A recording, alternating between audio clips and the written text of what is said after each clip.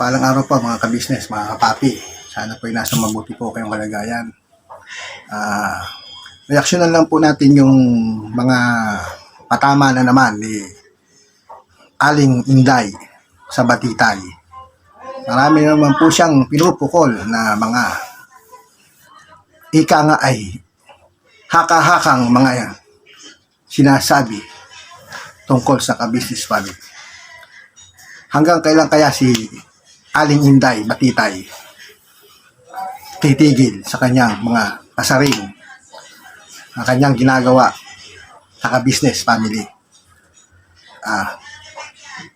Hindi na ba ito matatapos ang mga ginagawa niyang ito? Ano ba ang kanyang ipinaglalaban?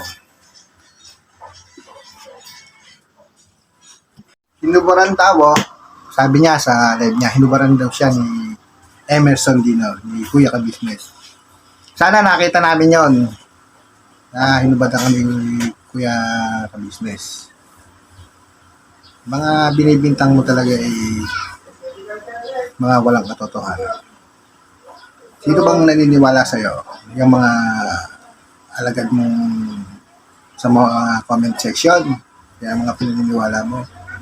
Wala namang maniniwala sa'yo na hinubaran kayo ni Kuya Ka-Business. Sana nga nakita namin yun. Updated nga kami. Ano ba sinasabi mo ba? Di ba lagi mong mabuti? Hindi yung putol-putol ang mga sinasabi mo. Talagang kada live ni Kuya Business, kayo inuunawa sa mga ginagawa nyo. Dahil si Kuya Ka-Business ay naniniwala na tao lang kayo na nagkakamali. Di ba? Hindi kayo, sa lahat ng vlogs ni Kuya at saka mga live, hindi kayo niya tinitira, hindi kayo niya sinisiraan. Kayo lang ang talagang tira ng tira sa kanya na wala mang katotohanan ng mga pinagsasabihin. Kami, sinusuportahan namin ang Ka-Business family dahil nakikita namin na mali ang inyong ginagawa. Hindi tama. Alam niyo ba yon? Hindi niyo ba nakikita na mali na ang ginagawa nyo ng mga paninira? Kung kayo ay may reklamo sa Ka-Business family, huwag nyo idaan sa social media. Hindi yung panayambanat mo sa social media. Ayaw yung sabihin kung ano, magbili yung upa kayo ng upak ng paninira sa social media. Hindi naman dapat na ginagawa ng isang matinong tao, di ba? Alam mo naman social media, di ba? Talagang mga pumapasok sa inyo, sa mga comment section nyo, talagang mga batcher nyo. Kasi ang mga nakikita nga sa inyo, hindi na maganda ang ginagawa nyo sa Ka-Business family. Kahit kanino pa, hindi na maganda ang ginagawa nyo paninira. Diba? Nakikita naman ng tao na talagang mali kayo sa mga pinag-asabi sa mga Ka-Business family. Kasi nakikita din nila kung sino ang mali sa sitwasyon ito. Kaya nga hindi kayo mapatulan ni Kuya Ka-Business dahil siya ay may pangalan sa social media.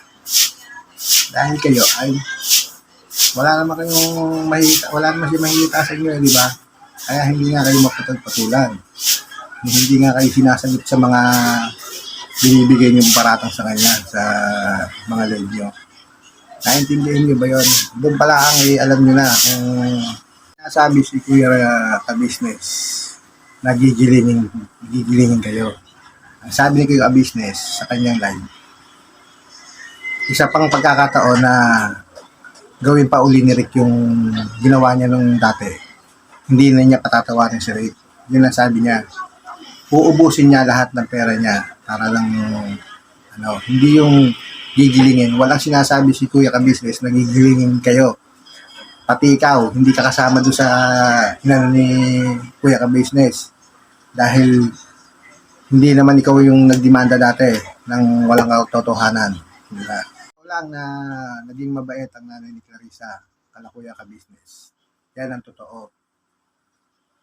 Bine-brainwash mo lang si Clarissa ngayon dahil si Clarissa ngayon ay parang nagpapakumbaba na. Ngayon, inaano-ano mo ngayon si Clarissa para hindi hindi siya makipag-ano kay Kuya Business. Di ba? Itong galit na galit ngayon, dahil nahalata na ikaw ay dahil hata na ikaw ang may kasalanan dito. Kaya ikay galit na galit.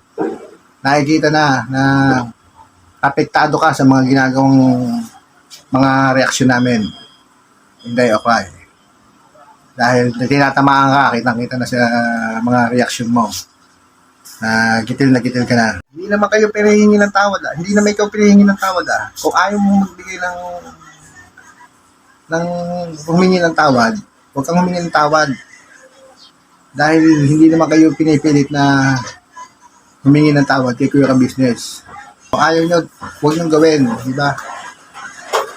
Hindi naman walang kay Kuya Business yon na hindi kayo lumapit sa kanya at humingi ng tawad. Kung yan ang ano nyo, huwag nyo gawin. Ginawa mo kay Thinking Body, saka kay Kuya Business.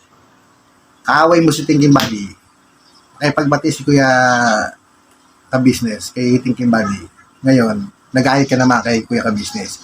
Gano'n lang gusto mong, kaya gusto mo, lahat ng taong nakapalibot ka Kuya Business, maging kaaway niya. Yun ang gusto mong, hindi o cry. Maging mangyari. Walang sinasabi si Kuya Business na mukhang basahan si Clarissa. Sa bukanga mo nang galing yan, hindi kay Kuya Business. Mga sinasabi mo, mga walang katotohanan at ikaw lang ang gumagawa niyan. Hindi o cry. Magalit, baka maging kamukha mo to. Ito, magiging itsura mo, magiging nagalit. Puro galit nga ang nasa loob ng dibdib mo, kaya kay ganyan. Dahil ang pinaglalaban nyo ay sa mali, hindi sa tama. Ano namin kung ito'y magalit, diba? Hindi gawin mo ang iniisip mo. Ay, hindi o cry. Noong gumawa si Rick, nung unang-una na nabalitaan na sinisiraan ni Rick si Business. Alam mo, sabi ni Kuya Business, pumunta ka sa bahay at kayo ay mag-usap. Sila ay mag-usap. Hindi yan ginawa na si Kuya Business ng kalokohan. Hindi yan inaano ni Kuya Business. Yan ang tandaan mo. Pinalalapit yan, pinapupunta sa bahay para magkaayos, maliwanagan kung ano yung issue na sinabi ng sponsor. Ikaw sinungaling ka talaga. Maraming wala ba sa yung sa bunganga mo na hindi naman totoo. Umayos ka, hindi ako. Nakaisip niya yung pangugiling sa simento. Ikaw ang gumawa, hindi yung uutusan mo sa Kuya Business. Ikaw ang gumawa, ikaw ang nakaisip niya na yan, di ba? Ba't mo pa iuutos, sa bunganga mo sa yung galing yan. Di ba? Kung ikaw tumira, paano ka, alam mo naman. Kung ikaw, hindi ikaw ang magpagiging ng sarili mo, utusan mo pa yung si Kuya Business. Ikaw at agawain mo yung sinasabi mo yan. Inuburan nyo yung mga comment na nandun sa may live nyo para hindi makita ng mga viewers na nagsusubaybay sa inyo sa mga pinagsasabi nyo. Sino bang sabi na matakot kay Kuya Business? Wala namang manso na tinatakotin niya. Mga nalabas mo nga mo mga talagang haka-haka mo. Sino ba nagsabi sa'yo na tinatakot ka? Wala man tumatakot sa'yo Ikaw lang ang nag-iisip niyan. Hindi o cry. Nagalit ka lang kasi wala kang views. Yun ang nanggagaliiti ka sa mga nangyayari ngayon kasi wala ka lang views. Alam mo ba yun? Wala nang nanonood sa'yo. Hindi o cry. Nasasawa na sa mga bunganga mo. Napakaingay mo.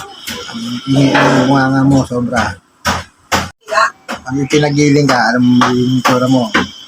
Ito ang magiging itsura mo pag pinagiling ko yung MS. Ikaw ang sabi niyan. Hindi sasabi si Kuya MS na ipagiling ka. Mga espekulasyon mo lang yan. Walang itinago si Kuya Business na video na pinaparatang mo sa kanya na tago ng video. Lahat ng video ni Kuya Business ay nakasave sa kanyang account. Dahil kami ay talagang nanonood ng mga video niya. Wala siyang tinatagong video.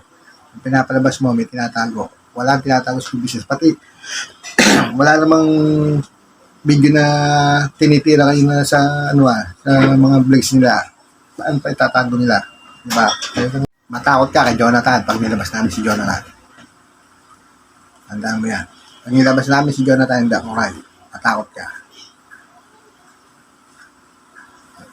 Isingit mo pa si Rick, yan naman ang may kasalanan. Siya na may kasalanan, siya pa ang may lakas ng loob na magsampa ng kaso. Yun ba matinong tao? Yun mo, ikaw na may kasalanan. Ikaw pa yung magsasampa ng kaso. Ibis na siya ang makipag-usap o dinaan sa magandang usapan. Ang ginawa niya, nagsampa siya ng kaso.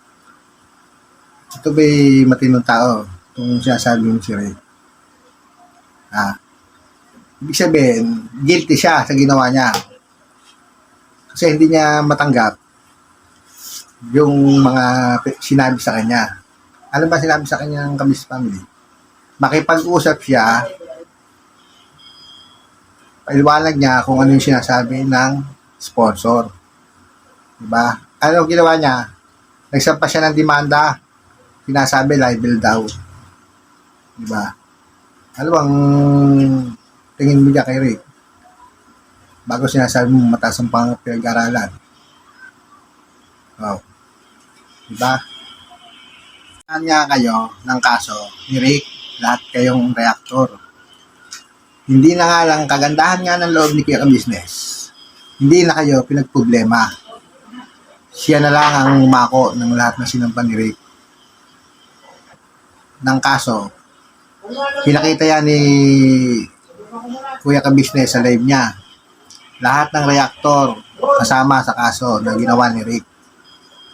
Hindi lang kayo pinoblema ni Kuya Business dahil siya na lang ang umako ng lahat ng sinampan ni Rick sa kaso. Siya ang nauna. Dahil ayaw mo nang magkasundo si Kuya Business at saka si Thinking Body. Ang gusto mo, yung kaaway mo, kaaway din ni Kuya Business. Yun ang gusto mo mangyari. Gagalit ka kasi dahil hindi ka pinagbigyan ni Intoy na i-content sila. Yun ang kinagagalit mo sa mga kagwang. Dahil nung araw na nakikiusap ka na i-content sila, hindi ka pinayagan ni Intoy. Diba? Binaliwala ka. Mumura ka sa isang vlog, sa isang live mo. Yung parang minura mo ata si Emerson nun sa isang live mo. Yun, baka yun, wala na sa ano mo yun, sa YouTube, sa mga videos mo. Puro ka walas na gasaan. Panay ang tira mo sa Kabis family.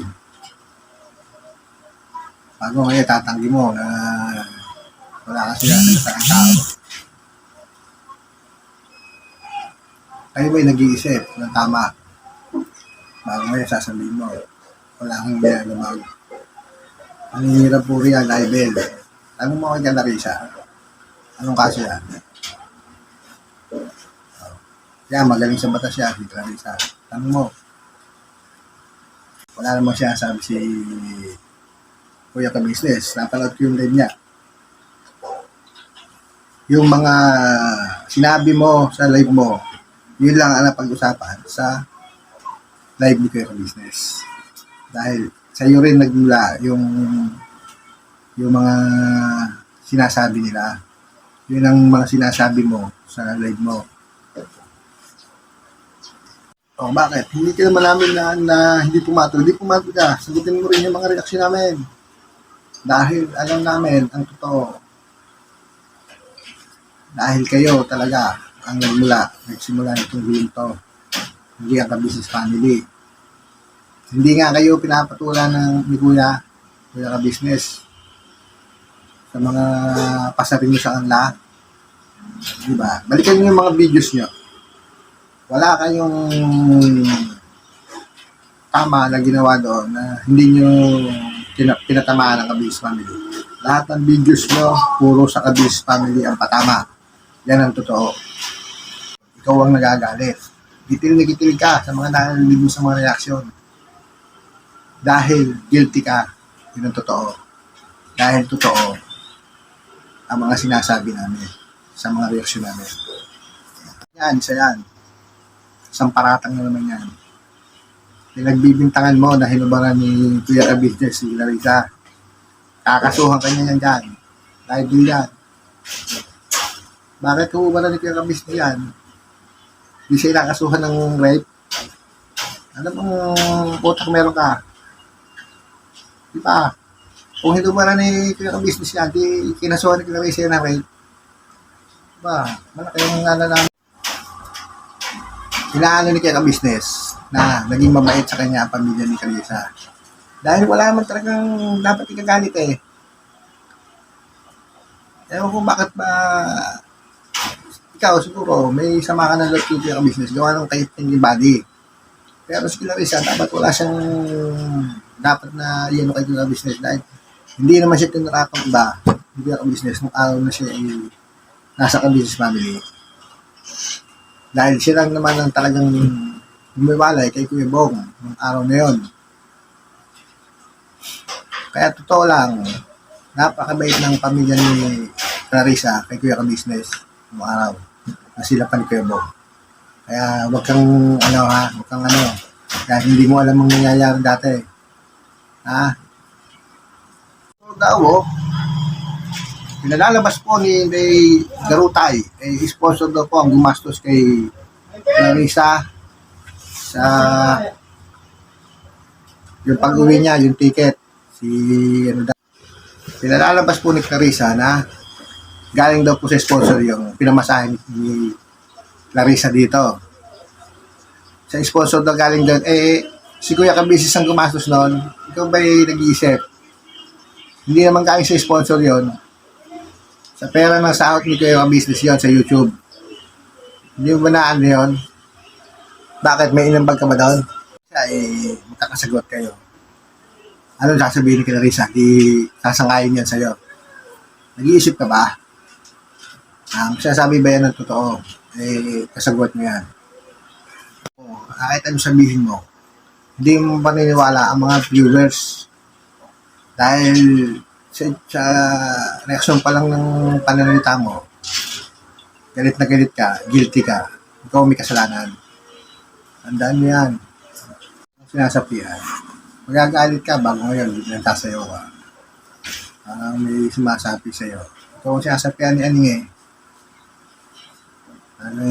Kayong sabagay, nasa inyo naman talaga si Aning. Grupo niyo si Aning. Ikaw ang sinasapian. Pag magagalit ka bago kabalatan mo ng sayaw.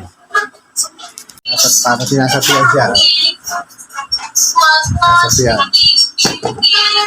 Sinasapian niya. Sinasapian talaga.